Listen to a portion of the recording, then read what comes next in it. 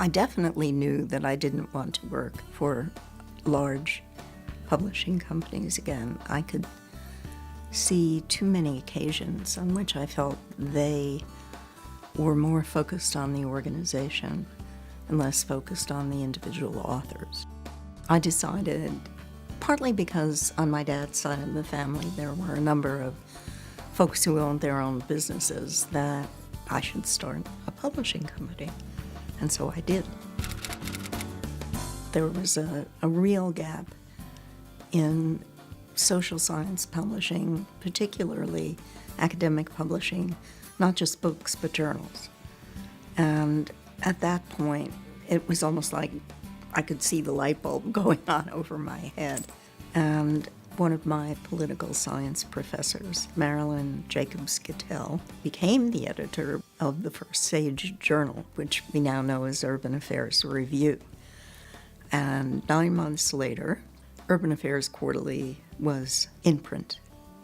And it grew, and so did Sage. The social sciences are definitely a very significant part of what Sage is all about, but it's no longer the only part.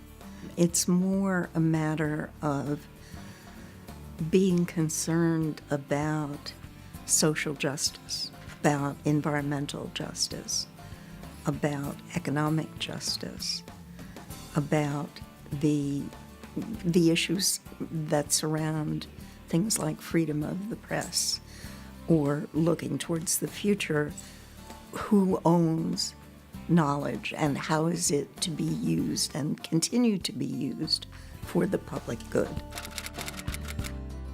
Our relationships with the librarian community began when Sage was very, very small. And I used to regularly attend various library meetings, including the Special Libraries Association, where I had many friends. So in terms of philanthropy with librarians, it was a kind of outgrowth of not just obviously the publisher-library relationship that is at the heart of scholarly and academic publishing, but also it was a natural part of our response to giving back to the university communities.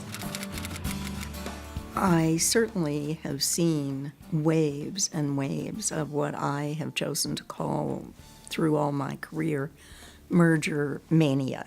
But another part of the change that has come with growth is that Sage has felt strongly about giving back.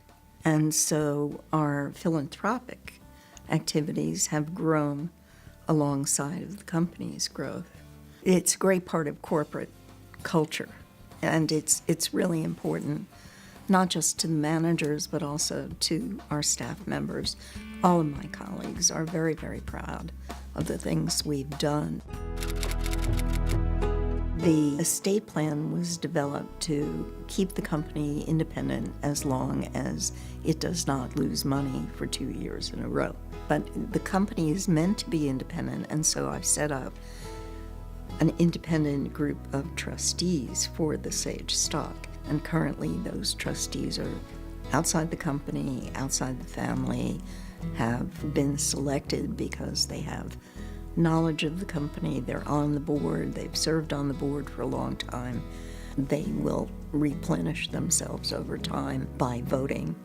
It also includes the Royal Society of Medicine. And when I think back to the fact that in 1990 we didn't publish any medical journals at all, the fact that they chose us as the publishers of their 28 journals is truly fantastic.